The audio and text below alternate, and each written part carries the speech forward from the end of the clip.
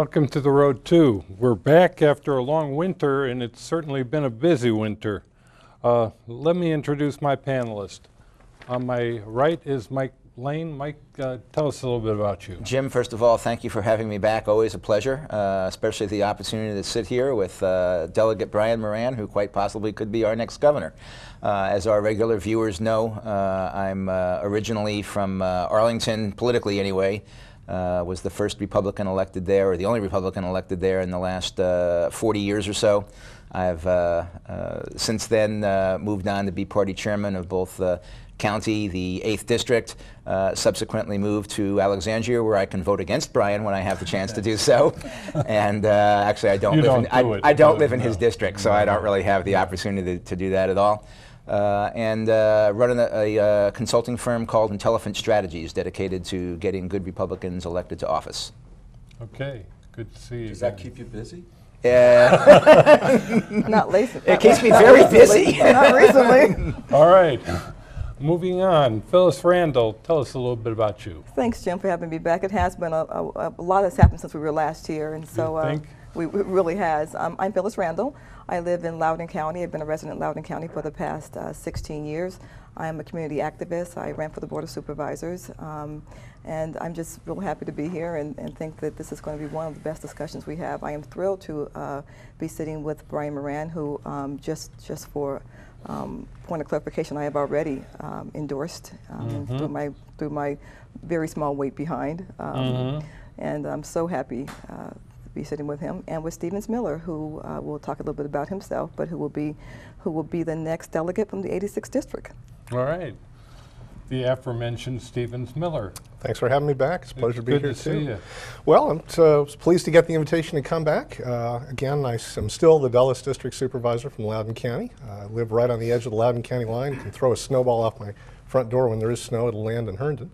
And very honored to be here with the next governor, Brian Moran, who I have also endorsed, along with the majority of the Democratic membership of the Loudoun County Board. So I'm looking forward to today's chat. Good to have you. Thanks, Steve. Let's meet Jim, great Brian to be back Moran. with you. I know, I can't, you know, it was 15 long, this has been a wonderful long journey. You know, 15 years ago, one evening, Mark Warner encouraged me to run for the House of Delegates. I was serving as a prosecutor in Arlington County, and my wife and I were out with Lisa Collis and Mark, and said, you should run for the House of Delegates. And see, Stevens, what can happen to you 15 years from now? You can be running for governor. And Mark taught me a lot about leadership, governing, politics, and campaigning. And he taught me in campaigns you need a validator in every community. And I could not be more pleased with the validation I've received from Stevens Miller, who was a popular member of the Board of Supervisors in Loudoun County, and Phyllis, who has stepped up and gotten so involved in her community, and particularly in the school system in Loudoun County. And that type of validation and support is occurring all across Virginia, whether it be in Southwest Virginia and the sheriff of Scott County, or the county chair of Pulaski County, to the Hampton Roads. We have the support of all 5 Democratic mayors in Hampton Roads, including the mayor of Petersburg, Williamsburg, Richmond. And that's real important because it's the mayors who exercise executive leadership. And that's what the governor does, and that's what I want to be able to do with these mayors. I want to work with them to make sure we make the critical investments in transportation and economic development and education to make sure Virginia is the best place to live, work, and raise a family. So I could not be more proud of the support I've picked up, and the campaign is going extremily well. Yeah, even from a Republican. Well, I don't think he said he would vote for me, but, but we'll work on Mike. I'm willing to listen to everybody. I'm leaning in the direction of Bob McDonnell, but we'll see how it comes out. Boy, it has been a lot happening since our last time, but let me cast this in a different way. I want to say, you know, they complained about the AIG bonuses. I can't believe that the politicians have kept us focused on the bonuses. There's much bigger concerns. I mean, what do you see as the concerns right now about the economy? Oh my gosh, you know, I think you're completely right. You know, when doing research for this show, I realized that AIG has been given over $170 billion of taxpayers' money, and there's been a very small amount of that. I think it was something like 64 million that was in bonuses. And although we do not need to be spending 1 cent of taxpayers' money in AIG bonuses, there's also a much bigger issue at hand, and the issue has been Well, the issue has been the fact that deregulation that happened 10 years ago has caused just a lack of oversight that caused first Lehman Brothers and then like dominoes, all these other companies to fall. And we have to get back to the notion that we can be a capitalist society and still have appropriate regulation. And you know, those two things are not mutually exclusive. And I also realize it's a bipartisan problem. In 1999, the Graham-Lee-Bailey Act actually was the act that helped to deregulate the banks and such, and it was put forward by 3 Republicans, yet signed by Bill Clinton. So it's been 10 years in the making and a big bipartisan mess. And it's unfortunate that that there are bonuses going to AIG execs, but it's also unfortunate that we have decided that that's where we're going to put our focus and not fixing the problem of regulation. It seems like the politicians have artfully cast it as a AIG bonus situation. Right. And Right. it's nowhere near. It's so much bigger than that. They've given out 50, 60 billion to foreign banks. Yes, yes, I mean, yes. what's that all about? Yes, they have. Well, you know, I think that they have given out this money to foreign banks, and the fact is that there has been little oversight as to where this money has went, period. When President Bush and Henry Paulson first went up to ask for TARP money, they actually said that there would be no oversight on where this money would go. Yeah. Of course, you know, when Obama came in office on the recovery plan, and we had a little bit more oversight of where the money would go. But we have given money to banks overseas. We have, of course, now bailed out the auto industry. We mistakenly let Lehman Brothers fall while hoisting up other companies. I mean, it's just been, you know, it's just been so haphazardly done, and we don't know where some of this money's went. It's been haphazardly? Just a little bit. Just a little bit. Jim, count me in the class of people who are angry over the AIG bonuses. Yeah. Put me in the class of people who are even angrier that the government thought that they had the right to do anything about it after the fact. I mean, what AIG did was indefensible, inexcusable, and disgusting. What our government did after the fact is worse than that. I agree with Phyllis that, or you were a little bit off the main problem by focusing on only the bonuses, although it's a nice lightning rod that can get your anger really going.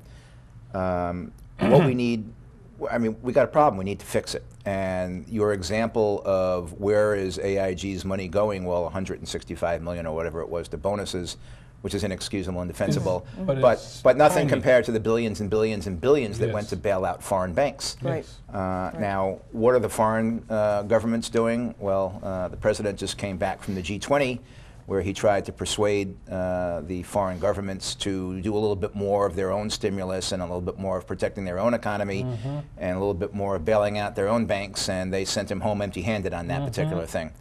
So what are we doing? We're doing it for them. Did you hear that in the news, that they sent him home empty-handed? Was the news covering that? No. No. They did not cover that. That was not the highlight for the mainstream media. That's for sure. But they did send him home empty-handed on that. And what do we wind up with?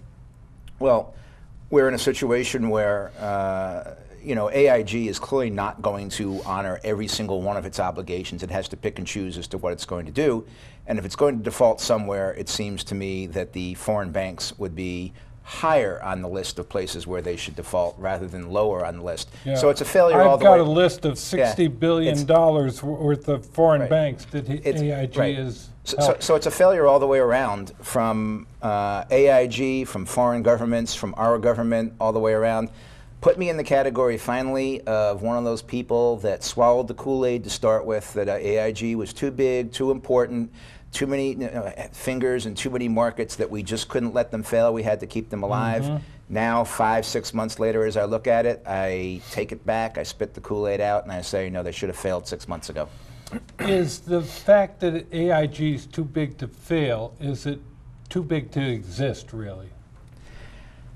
You know, this is the subject of a whole show. I'm not going to answer your question because I don't know the answer to your question. If they're too big to fail, then yes, they're too big to exist. We have antitrust laws that should prevent this and should stop them from being something like that. On the other hand, when you're talking about competition in the international marketplace, and you're talking about companies that are really state-sponsored, foreign companies from around the world that AIG is competing with, if they can't be that big, they can't compete with other companies that are state-sponsored. And it's a rock and a hard place, and I don't have the answer yet. Well, and I'm not sure if the issue was whether or not they were too big to fail. I think the issue is whether or not they were too big to be unregulated. When their rating went from AAA down to single A, and they continued to issue credit default swaps, knowing that they would not have the liquidity to cover those, that was the problem. When their head of their financial department said 2 months before AIG went down that Joe Cassano. Joe Cassano, yes, 2 months before AIG went down, he actually said that he believes every single dollar that AIG needs to cover can be covered, knowing that that couldn't happen. Joe Cassano made $35 million a year, $280 million over 8 years.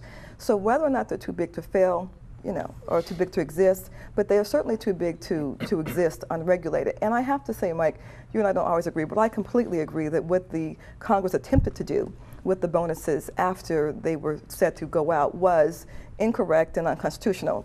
We were all appalled by the fact that AIG was going to send out these executive bonuses, but to then say we're going to, as a Congress, tax them at a rate of 90% would have never passed. It passed the House, it died in the Senate, and the President wouldn't have signed it or shouldn't have signed it because it was unconstitutional. So what you have to do is close that barn door before that horse actually goes out. So I agree with you on that. Or admit to the fact that you didn't know what you were doing in the first instance. I mean, if all that money was going to cover things that included bonuses that were so reprehensible in the public consciousness that politicians felt they had to play catch up and damage control, I think that's a clear admission that they didn't know or didn't care enough to find out where the money was going to go. But to their defense, I would point out that if you bail somebody out, it's fair to assume that the leadership didn't deserve a bonus. And to find out after the fact that they had mismanaged this company so badly that it needed this kind of a bailout, and at the same time, somehow their contracts authorized, in fact mandated bonus payments, I think it's fair to say, gee, that's kind of surprising. I used to work on Wall Street. I can tell you that an awful lot of the senior leadership there gets most of it. That, huh? Well, I'm an escapee. I'm a recovering Wall Streeter. I'm a Virginian. I've been a Virginian for over half my life. I'm staying here. I got out and I'm not going back. But when I was there, I learned the shocking truth that a great number of the members of the leadership of those companies expect bonuses to constitute the majority of their compensation. Yes. And so the contracts that specify bonuses, when we talk about bonuses, we tend to think about a reward for having done a good job. It would shock, I think, Virginians who are used to a rather conventional, you get what you earn approach to being paid, to find out that Wall Street, ordinary workers. Exactly. They tie revenue to other things like how much gross passed through the firm. There's a wonderful book about this called Where Are the Customers' Yachts? And the question is, if the stockbrokers are all doing well enough that they can buy them, why don't their customers all have them too? And the answer is that the brokers don't make their money on the profits of their customers, they make them on churning. So the way Wall Street does business would probably be upsetting the more that typical Virginians looked into it and found out about it.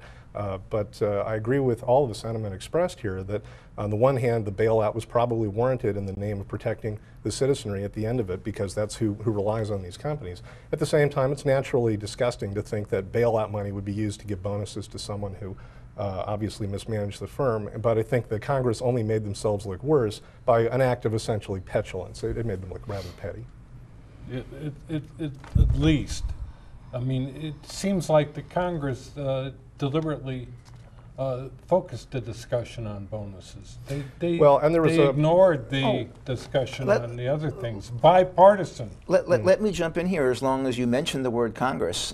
You know, we just heard from Stevens about, you know, what we conventionally think bonuses are all about. If the company has a good year, if the bottom line's looking strong, if you think that if the management thinks that you've been a heavy contributor to the success of the firm, then you get a performance bonus and you get rewarded for that. And we found out that that's not necessarily the case on Wall Street. But the underlying supposition is that they had a good year. Well, yesterday or the day before, we find out that in Congress now they're handing out bonuses to all the employees up there in Congress. Yeah. Did Congress have a good year this year? I don't think so. How many trillions upon trillions of dollars of debt is the United States running up now, and we're handing out bonuses to our congressional employees? Well, just AIG is losing $27 million an hour. Jim, I guess this is This has been a good discussion. This is, I'm running for governor because I think this demonstrates we need a governor who cares more about Main Street than Wall Street. I've come up with an economic recovery package, economic stimulus package for Virginia that concentrates on Main Street businesses. I've proposed a small business job creation tax credit to work with our Virginia companies. I was one of those small businesses before I decided to run for governor full time. I operated one of those small businesses. You know, we need to care about those businesses that have storefronts on Center Street in Vienna or Granby Street in Norfolk. We need to concentrate on them to make sure that they keep their doors open. You know, I had to make decisions about expanding and hiring new people on my job. As an owner of a small business. I want to give tax credits for those who hire new employees and keep them on for over a course of 12 months. I want to eliminate the corporate income tax for small businesses that are making less than $200,000 because those companies right now are making very difficult decisions about keeping their doors open. Yeah. And that's the type of governor I want to be. And I think, frankly, over the last 8 years with Mark Warner and Tim Kaine, that's the type of Virginia we've produced. You know, we're concentrating on business in Virginia. We enjoy a national reputation for the best state in the nation for business by Forbes.com, best state in the nation for management by Governing Magazine. We try to make sure each and every one of our dollars are spent wisely and efficiently. I'll tell you on this federal stimulus money that's coming to the Commonwealth, I'm the only one who's called for the creation of a federal stimulus watchdog because I'm convinced we must make sure that every one of those dollars and cents are used for the purpose in which they were intended. And I've called for that because there are those in Congress and on talk radio like Rush and Limbaugh who are looking for this to fail. And we must make sure it does not fail. So I want to partner with this President Obama, who understands that the best social program of all is a job. He has put money into the market to put people back to work in transportation and smart grid technology. And we saved 7,000 jobs in Virginia because of the economic stimulus package. Teachers, law enforcement officers, keep them on the streets and in our classrooms. And that's the type of governor I want to be. I want to make sure every one of our dollars is spent wisely. I want to work with this president to make sure we get people back to work again and create a healthy economic environment for our families in Virginia. And Jim, I think that raises a critical point that is in danger of being lost as we argue about whether or not AIG should be bailed out. The AIG debate has, I think, fostered the notion in some minds that there's a tension between the welfare of the people and the business community. That AIG and the behemoths have become the face of all business in America, when in fact most American businesses of modest size, and we rely on small businesses in this region more than any other sector. And so the health of the business community is the foundation upon which the health of the population relies. So we don't have businesses to give people jobs, we won't have incomes, and we won't have lives to enjoy. Three-quarters of new jobs are created by small businesses. That's in the right. Commonwealth. 90% of our business in Virginia, less than 250 employees, yet all the focus is spent on these big corporations. And as Phyllis reminded us of situations, you know, we give these big tax breaks to big companies, then they leave their employees out in the cold. The CEOs take the money and run, and the employees are left out in the cold. I mean, that's no way to operate. It's not fair. I think something should also be said here, and this is when you get to kind of pure politics. And Brian's right. We are according to Forbes magazine, the best managed and the best place to do business in the country. And you know when that happened under Mark Warner.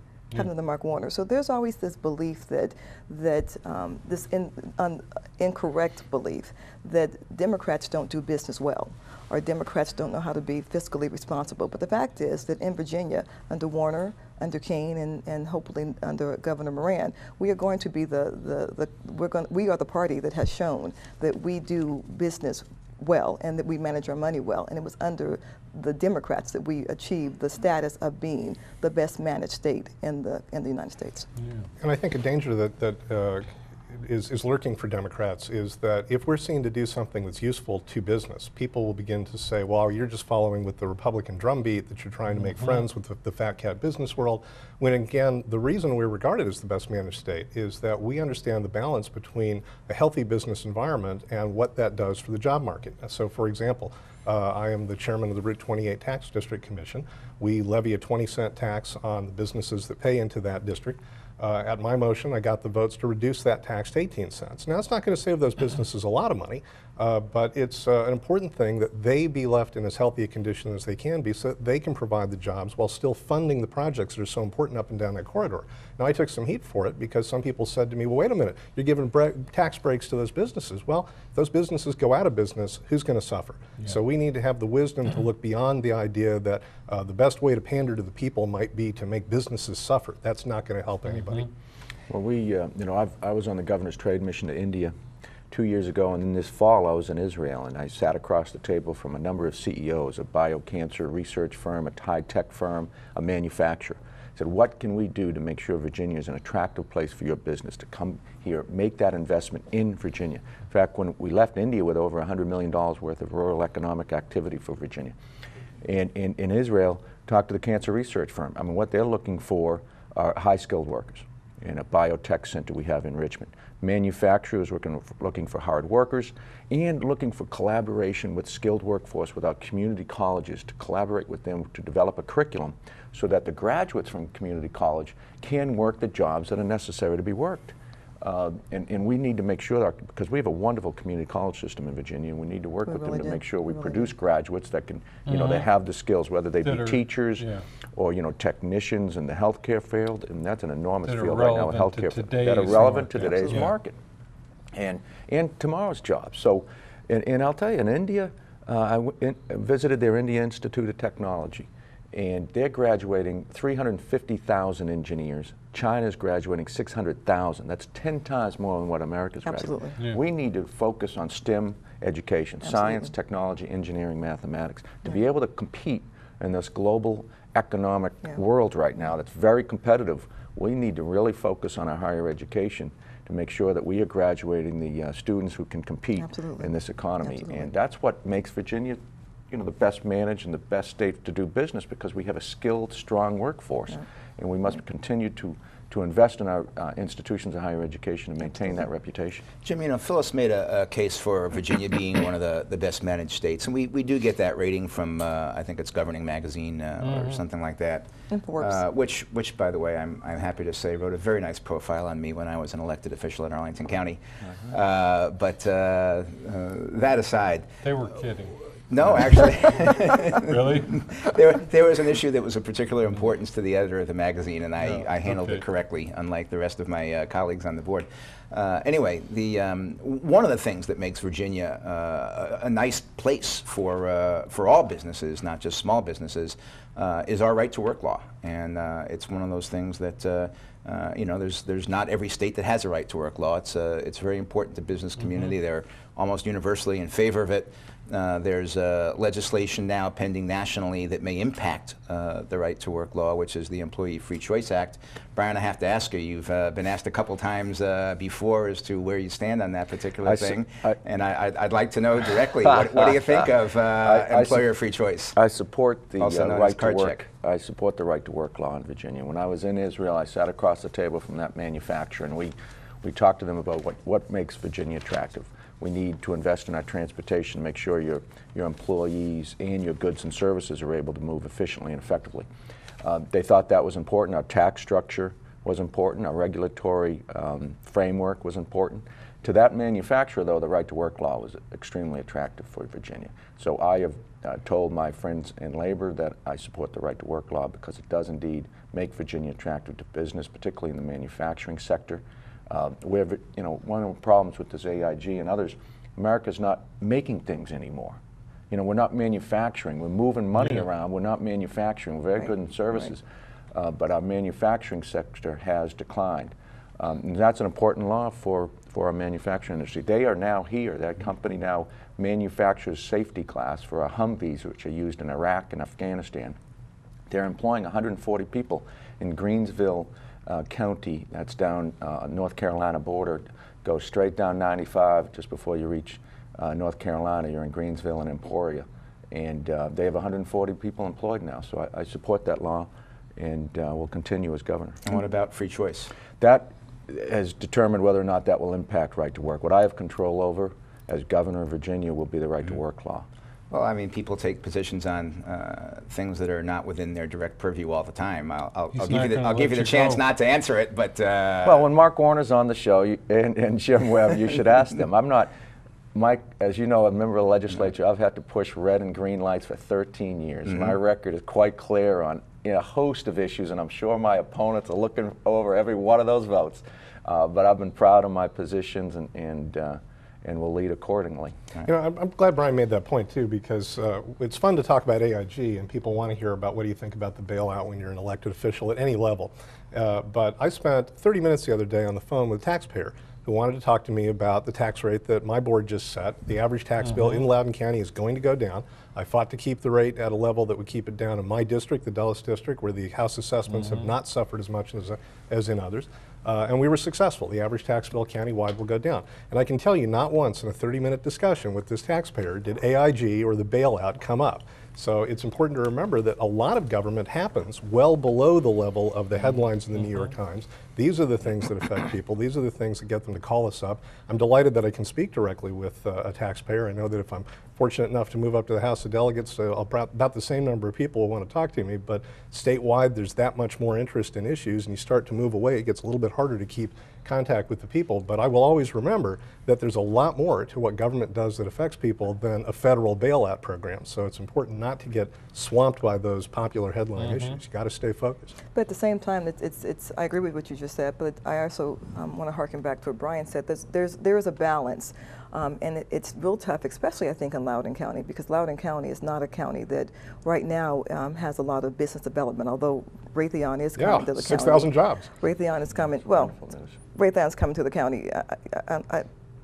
I'm not sure if 6,000 new jobs are coming. Because it's a consolidation from Northern Virginia, but it's in your district, and it's fantastic news. Do we have the infrastructure to accommodate that?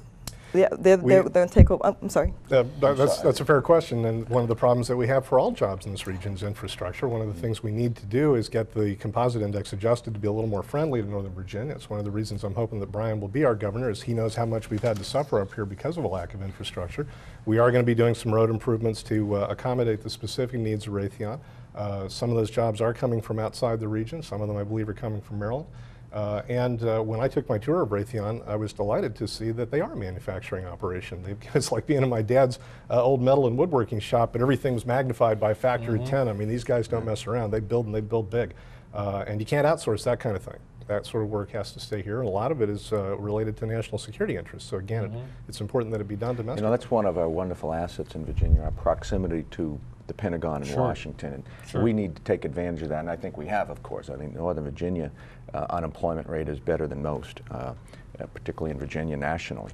Hampton Roads also exercises or enjoys a great deal of federal government spending, and it's wonderful to be able to take advantage of that. And what we need is an investment in our infrastructure.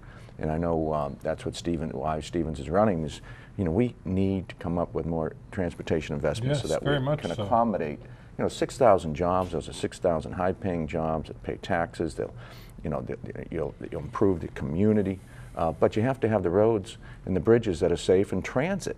You know, I'm very pleased that we're finally proceeding ahead with the transit out to Dulles, which is yet again one of those wonderful assets that Northern Virginia enjoys, and an international airport. And we must improve the infrastructure, and I look forward to Stevens carrying legislation next year to make sure that's a reality, that we improve our infrastructure, particularly in transportation and education.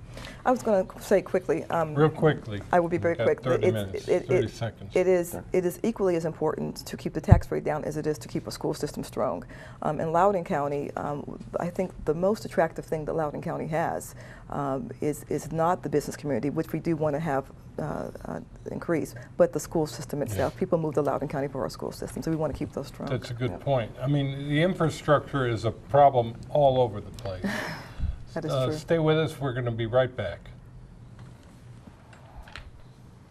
Following the tragic events of September 11th, there have been hundreds of violent attacks against innocent Americans.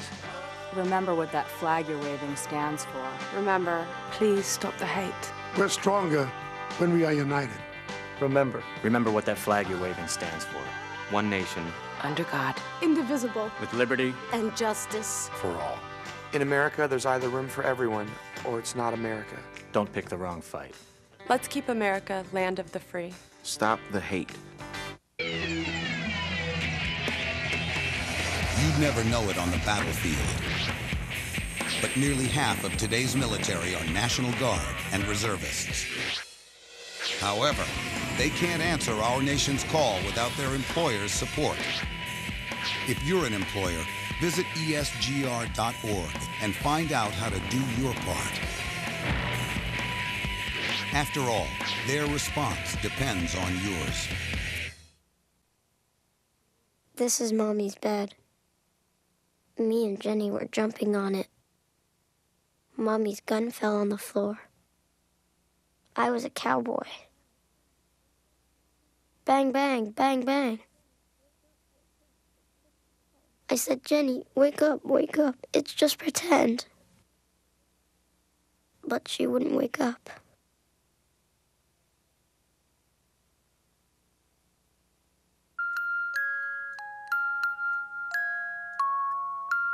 I am sick of this. I'm sick of dealing with you. I'm sick of I work 6 days a week. Who do you think you Stand are? up straight. Don't you ever talk back to me again! You just shut up! What are you crying about? Brat? What a child learns about violence, a child learns for life. Teach carefully. We can show you how. Act Against Violence. Call 877-ACT-WISE for a free brochure. Sweetheart, smoke outside now. You promised. Okay, hon.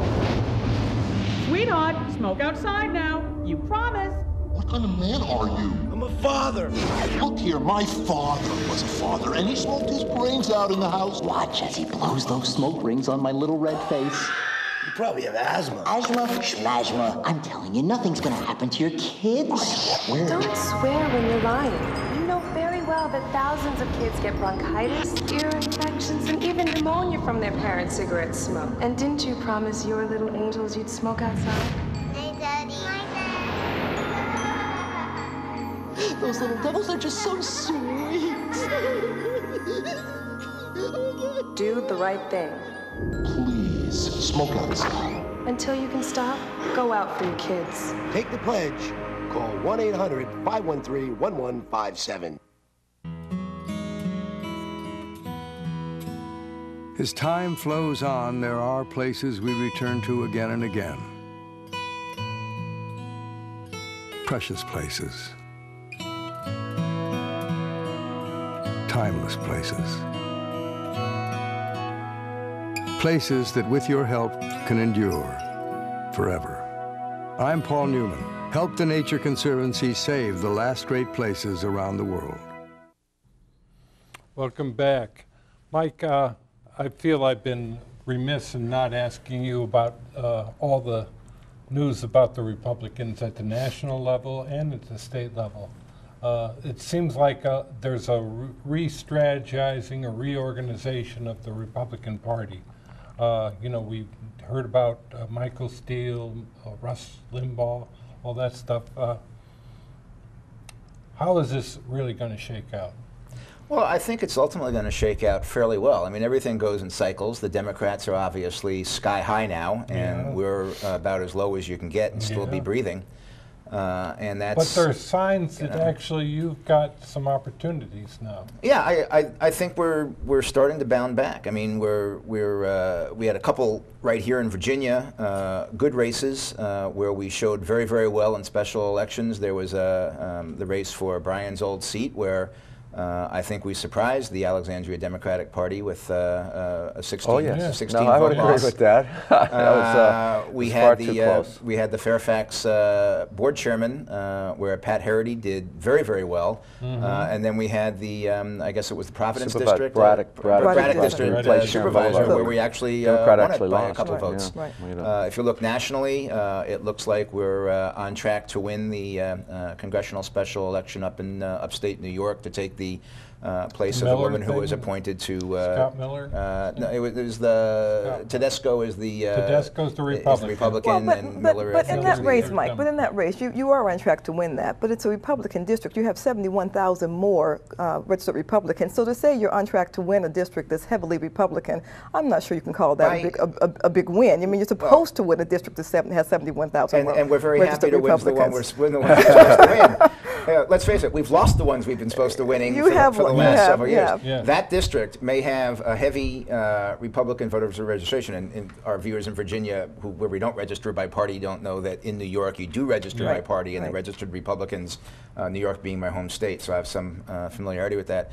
They do outnumber the Democrats, but like it's also a district that no matter what the party registration is, has gone Democrat in the last 4 or 5 elections that make a difference to anything. It was a Democratic congresswoman that held the seat for 2 cycles. It was a very conservative Democratic congresswoman who held the seat for 2 cycles. And it's a 3-to-1 Republican district. So I mean, I'm not saying you should. You know, it's a good win, but I wouldn't. It's not as if he's winning California. Okay, but Obama won the district, and nobody can call him an exceptionally conservative anything. That's true. Well, the special elections they're special. They are we special. have very That's low how I was turnout. elected. I won a special election. But there's no question that Democrats in Virginia and nationwide cannot be complacent. We just had experienced a historic election. Here in Virginia, we voted for a Democrat for the first time since 1964. There's a euphoric feeling amongst Democrats, but you can't substitute that with complacency. Exactly. We must make sure that we continue to be vigilant. In this election, as we approach the November governor's race, will be a national election. We need to make sure that we get energized around a House of Delegates candidates, which will be very, very important to take over the House of Delegates. You need 6 seats for that, correct? We need 6 seats. And 6 pickups. 6 6 pickups, or certainly Stevens will be one, and others. But there's no question that these are special elections, and Democrats, I think, received the wake-up call in Alexandria, and then that proceeded into Fairfax. I think that Alexandria helped Fairfax a little bit. It was a wake-up call that, hey, we better be ready here. You can't just put a D next to your name and win. I mean, and Sharon was a very qualified, terrific candidate, and that was a close race. As was Pat Harity, a good candidate for us. I mean, it was both experienced. It was a both have high name recognition. Name recognition. Well, you know, Jack had his admirers and his non-admirers, but you know, Brian, 6-8 years ago, the Democrats were down about as flat on their back as they could possibly be, and you, as the caucus chairman, were very, very instrumental in the resurgence and comeback of the Democrats, not only in the House of Delegates, but really statewide as you carried your campaign around the whole Commonwealth. So you know that these things do go in cycles. They do. And they go back and forth. I became the caucus chairman. We were down to as few as 33 out of 100 members, and I started recruiting candidates. And I'll tell you, recruiting someone to run as a Democrat in 2002 is a lot different than recruiting them in 2009. Now we have primaries all over Virginia, and even in the unusual places, and particularly in Hampton Roads and Southside, we have primaries to run as a Democrat in districts that are overwhelmingly Republican. I mean, that is a wonderful thing. People are engaged. President Obama's election really brought a lot of people engaged in the political process, and we can only benefit from that type of involvement and engagement. Let me ask you this question. You know, in order to lead. Thanks for saying those nice things about me. Well, I'm going to say one more nice thing about you. I think I don't know, or I'm going to set you up for a nice swing. You know, you did do good work for your party in that, and congratulations on a fine thing. I expect, no matter who your standard bearer is, that November's election for governor is going to be exceedingly close. I mean, I don't see anybody right now pulling away with it. Things obviously can change. But in order to be the standard bearer, you have to get past the primary the second Tuesday in June 9th. June. The latest poll shows that you've reversed things, whereas Terry McAuliffe was up by a couple points a month ago. This week, you're up by 4 points. Congratulations on that and turning it around. You've been getting a lot of visibility and things like this. Does this mean that a grassroots organization is going to be able to beat a guy who thought he was going to walk in here and buy that nomination? Yes. Okay. It means, what it really means is we must make sure that the candidate for governor has a record of fighting for Virginians. I have that record of fighting for Virginians. 20 years, as a prosecutor for 7 years, as a legislator for 13, as a Democratic leader for 8 of those 13 years. And you were kind enough to mention the work I've done all across Virginia political work in terms of recruiting good candidates who believed in investing in our future, making sure our education system achieves excellence, transportation, economic development, healthcare. In addition to that, we have had success, and I've been a true partner with Mark Warner and Tim Kaine. I've been on the floor of the House of Delegates. It's one thing to say you will govern like Mark Warner and Tim Kaine. It's another to have been fighting alongside them each and every day to move our democratic agenda forward. And that's exactly what I've been doing. And our standard bearer must have that record of accomplishment, that proven leadership. And I possess those. And Terry McAuliffe doesn't have it. Well, and it's also about legislation that's already been passed and legislation looking forward. I mean, when you think of Alicia's law that you authored, and when you think of, I've heard you talk so much about how you want to have the district lines drawn in a bipartisan way. Correct. So I think it's not just, I mean, yes. Which we'll be perfectly willing to go along with as soon as you get the majority. Yeah, I know. But it's the right thing. It's the right thing to do. And money is the mother's milk of politics. But there's also a time when money can't buy experience, and money can't buy past legislation, and money can't buy the fact that somebody has been around the Commonwealth for 20 years working on these issues. And so, when I and I'm sure Stevens and other Democrats made the choice of who to endorse, it would have been easier to say, well, this guy has more money, so he probably could, buy an election. But you have to actually go with who you think has already done a good job for the Commonwealth. And you can't buy a better idea with $1 either. I mean, the bottom line is that people will, if they know what your message is, make intelligent choices. Their votes aren't for sale. Virginians do not sell their votes. And so that's why I was able to, with grassroots support, challenge a Republican incumbent for supervisor 2 years ago. He spent over twice as much money as my campaign did, and we beat him by 16 points. And people were telling me, Stevens, you're a Democrat, you can't beat a Republican incumbent in Northern Virginia, and we beat him by 16 points on less than half his money. How'd you do that? People went out and knocked on doors, handed out leaflets, they stuffed envelopes, they did things with their feet and their hands and their hearts, and things you cannot buy with dollars. And the same thing will happen this time. Once again, I'm running against a Republican incumbent. I won't be surprised if he's able to outspend me, but you can't buy volunteers, you can't buy people who support you, and you can't substitute dollars for better ideas. There's something in what you say that reminds me of something else. You seem to be very inclusive with your approach. Well, I try to be. I'm from the other side of the aisle. Years ago, I actually had a plastic RNC card in my wallet, and so people, I think, accurately see me as a moderate. I'm willing to listen to almost... I feel like I'm back and you're making confessions to the Stevens, the qualification say 3 from Hail the Marys and 3 Our Fathers. You're Wall Street in RNC. And you've obviously been on the road to Damascus and had an epiphany. Well, there came a point when looking at politics in Loudoun County had the same effect on me that Ananias had on Saul. That the scales sort of fell from my eyes, and I realized that no one party has all the answers. But generally speaking, when people say, I've got a problem, I've noticed that if you wait, they will volunteer an idea to solve it. Most people think they know what will solve their problems. And I don't care if the person offering me a solution is a member of one party, another party, or not any party. I'm interested in the solution. Well, and we do, and fellows, we're laying out, there's one, primaries, not particularly, you don't invite them. I'm really in this race to make sure we have another progressive leader in the governor's office and to beat the Republican. But, the primary does make sure that you lay out some proposals in terms of your vision for Virginia with some specificity, and that's exactly what I've done at brianmoran.com. We have a list of policy proposals, a homeowner bill of rights to ban these predatory, deceptive lending practices.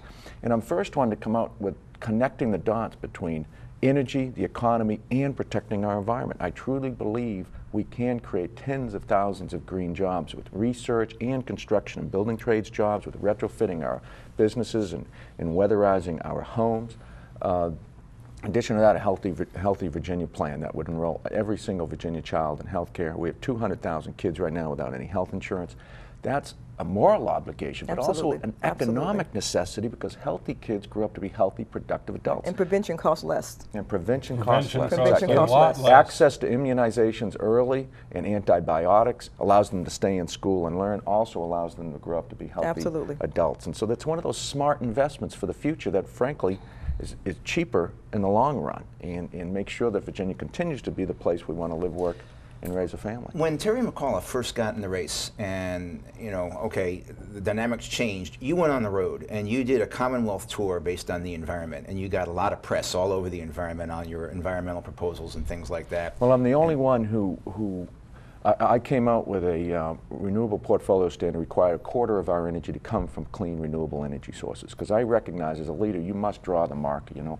Business as usual is easy to, status quo is easy to get along with, but as governor you must use the bully pulpit to say, you know what, we are going to be serious about developing wind and solar and biomass energy. Secondly, I'm the only candidate for governor who opposes offshore drilling. Third, I'm the only candidate for governor who opposes the new coal-fired power plant in Surrey, Virginia, which is in Hampton Roads. Is that a clean coal plant? Or clean coal. There's no such thing. That's well, you're touching on it, Mike. I mean, until we have cleaner coal technology, that will produce 1,500 tons of carbon per hour. There's air pollution concerns in Hampton Compared Roads. to what, without using clean coal it's technology? 3 times. How much? It's 3 times the size of the plant in Wise County. It's 1,500 megawatt. It will also produce and dump tons of nitrogen into the Chesapeake Bay. I mean, how many politicians come before you and say, you know what, we're going to clean up the Chesapeake Bay? In fact, hundreds of millions of our taxpayer dollars are being spent to clean up the Chesapeake Bay. Yet, then we're going to turn on the other hand and dump tons of nitrogen into the Chesapeake Bay. So it's, you know, until we develop cleaner coal technology, until we develop a means to sequester the carbon generated from coal, I don't believe this is in our economic future or our environmental future. And you tell the people in Southwest that it's not in their economic future? I've been there since. I've been there since, and I've picked up tremendous amount of support there. I mean, there's a lot of dynamics in Southwest Virginia right now. They're very concerned about mountaintop drilling and clearing, deforestation. And the Wise County power plant is going in St. Paul that will generate jobs. And of course, they're suffering like everyone else, and they need the jobs. There has to be some balance, though.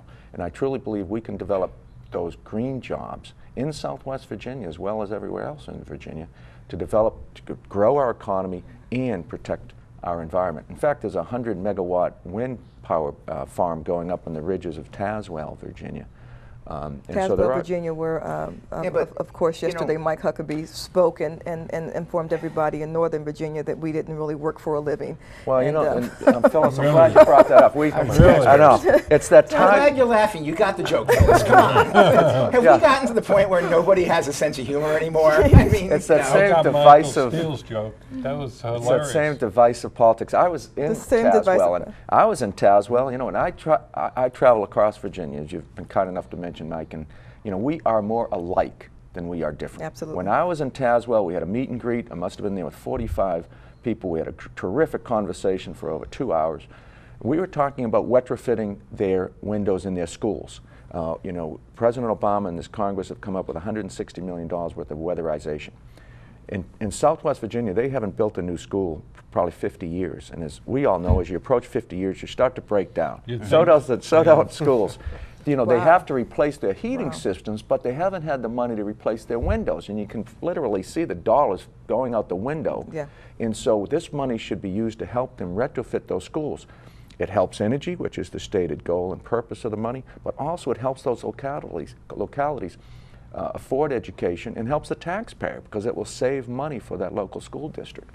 That's what Tazewell folks were talking about. It's the same conversation I was having in Tazewell as you would in Gainesville. Absolutely. And for someone to go down there and say, you know what, Southwest Virginia, you have to come out and vote heavily because those people in Northern Virginia, they don't know how to come up with a paycheck. They don't know how hard it is to provide for family and work. They don't know how to put food on the table. That divisive politics. There is and no it's also real divisive Virginia. Politics that Virginia turned away during the presidential and they will again this year. When Sarah Palin said pretty much the exact same thing. Virginia's rejected that. Let me ask you one more energy question, Brian, and that is, you know, I mean, energy bills are killing us all. I mean, they're going up and up and up. Virginia Power just filed for a rate increase. That's not my question. It's not my question. It's just a statement. So they're going to go up again. We've got the president's proposal of cap and trade, which is going to send the energy prices through the roof to consumers. It's all going up and up, and yet one of the cheapest most green, environmentally safe sources of energy is one that you haven't embraced, and that's nuclear. What's your opposition to nuclear? I mean, can we count the number of presumptions in that question clean. before we have to answer? No, I mean, it is. It's safe. It's How do you clean. get rid of the waste? Where do you bury it? Yucca. It'll go to Yucca. Out there. It'll go to Yucca. Trust me. Anywhere but our backyard, right? No, it'll go to Yucca. You have to have one national repository. It'll go to Yucca. The future for our children again. What is it about nuclear that you don't embrace? Well, not necessarily. I've not taken a position in opposition to nuclear. The problem with nuclear is that it takes 10 years to develop. It is very expensive. There's probably they have to apply for federal government to be able to provide the bonds necessary to support it's so costly. And there's probably only 3 plants that are even in the pipeline to be constructed. And so what I'm trying to do is something more immediate. And you've gone to nuclear, which is a source of energy, and it does not emit carbon. In that regard, it is it's certainly better than in some of the other fossil fuel sources of energy. But you've skipped over a source that we really need to we can improve. Skipped over quite a few sources, actually. Efficiency. I was just with the Norfolk Southern CEO, who's not happy about my coal position, and I'm fine. You know, that is what it is. People are going to know where I stand. And he said, you know, we just spent $10 million in changing over all of our lights to fluorescent compact fluorescence. We're saving $4 million per year. So that's a rate of return. In less than 3 years, they'll recoup that, and then in the future, they'll even save more money. So efficiency is a way that we really can pursue. And something as simple as compact fluorescent lights, which generate 75% more energy, and they last 10 years longer. So that is a simple form of efficiency, but there's a whole lot better. Our kids have more. Our kids' toys are more technologically advanced than your meter in your home to regulate the energy consumption. I want to know when my energy is the cleanest and cheapest so that I can turn on my dishwasher, my clothes washer, when it is the cheapest and cleanest. I assume it's at midnight. That's when we try to do our clothes. That's actually when I return home from campaigning, so I can do my washing. But empower people to make those decisions. Americans will make those decisions. Virginians will say, you know what, I will use energy when it's the cheapest and cleanest. Empower them with more technological information. And I want to work with them. Yeah, absolutely. Sometimes it takes no more than a little information. Correct. In Loudoun County, for the first time, our Board of Supervisors has created a standing energy efficiency committee. We're already putting these policies into practice. We've changed the light bulbs, many of them in the government center. We're already saving that money. All it requires is a little freedom, a little flexibility of thought. In the past, conservation meant deprivation. Turn your thermostat down and be cold. It's good for America. It's no longer all about deprivation. It's all about innovation. That was Jimmy Carter's idea. Do something new. Well, and some of these things, they don't require that you buy anything. For example, my wife and I, we went out and learned how to read that meter on the side of the house. It's harder to read those meters than you think. We collected data for a week, figured out how much we were consuming in terms of kilowatt hours, joules to people with a physics degree like me. And then we just started using all the energy efficient settings on the household appliances. We used the short wash on the dishwasher, the short wash on the clothes washer. And you know what? Clothes came out just as clean, dishes came out just as clean. Our energy consumption went down 15%. Saves you money and reduces our energy consumption. And all it took was a little creativity. Gives you more ownership, actually, of the experience of living in that home. Absolutely. We should move those meters inside instead of outside, so people have that information. I actually want to ask Brian, if you don't mind, what it will mean to you as the governor to have a majority in both the House and the Senate. We have a majority in the Senate right now. I think it's a one-seat majority, correct? 21 to 19, yes. And it's a 6-seat pickup that we need in the House. What would it mean to you to have Stevens Miller and Mike Turner, and of course sending Dave Poisson back and sending Chuck Caputo back? And what does it mean to have the majority? Well, no one has worked harder to gain a majority in the House of Delegates than I have. I would agree. The course of this decade. So you're saying you're not a post-partisan candidate? No, but you know what it will mean? There are differences. You know, I have fought for 10 years to invest in transportation. I've been opposed by the Jeff Fredericks of the world from the other side of the aisle. But you know, clearly I will continue to work diligently as we approach November's election to make sure we have a majority. But frankly, these issues, these energy issues, it's not Democrat or Republican, they're Virginia issues. These are serious challenges, investing in transportation, education, making sure we have a strong, skilled workforce. These should be Virginia issues, not partisan issues. How about the drawing of the district lines? And the drawing of the district lines, I embrace bipartisan redistricting. This is a competitive state. It's a 50-50 state. And frankly, you give me a level playing field with a good candidate, we'll win that district. And we have the ideas for the future, and we'll win those districts. What I bring to the table on this race is I've worked across the aisle. And I know every politician says, I'll work across the aisle. I actually have. I've been in the minority for 8 years. I've had to work across the aisle. And you always can find common ground, whether they be Democrat or Republican, and I have reached that. And you mentioned Alicia's law, which I got passed with Republican support. Business One Stop, which was NFIB, and NVTC both celebrated that as a tremendous piece of legislation. That was mine. It helped small businesses in Virginia. Felony drunk driving legislation I got passed. So I've had substantive legislation passed while being in the minority because I can reach across the aisle. I know exactly who needs to be with me to say, you know, they're both Democrats and Republicans. We want to be serious about energy efficiency, who needs to be there. We have to address our transportation infrastructure. I know exactly who I can work with, and there it includes Republicans because I have a history of working with Republicans. Well, I'm looking forward to being in that majority. Well, I so do. Thanks for that preview of what my life will be like. But well, I preface that because these should be Virginia issues, and as governor, you govern Virginia, and I recognize from Democratic leader in the House to a governor, there's the difference. You know, I'm going to be working on issues as the Virginia governor, not as a Democratic governor. One thing I've learned by being a member of a Democratic majority on an elected body is that that doesn't guarantee that everything will suddenly all happen because the majority is in lockstep. The Democrats do not all sing from the same page. We do get things moving though, and that's what I'm looking forward to as being a member of a Democratic majority with a Democratic governor, is actually getting things done. I can't promise you what they all will be. I can tell you the ones that will be prioritized by me, but I can tell you things will finally happen. What the surprises do you see coming? It's 15 seconds in the election for the governor of Virginia. Real quickly. I don't know there's going to be any surprises. I hate to disappoint Brian, but I think that he's not going to get a majority in the House of Delegates. The Senate's not up, and well, I didn't say you weren't going to win, but there's not going to be a majority, and the election's going to be very close. I'm obviously a Bob McDonnell supporter. I think Bob McDonnell will make a fine governor, but it's going to be close. All right. We ran out of time. Thank you, everyone, for joining us.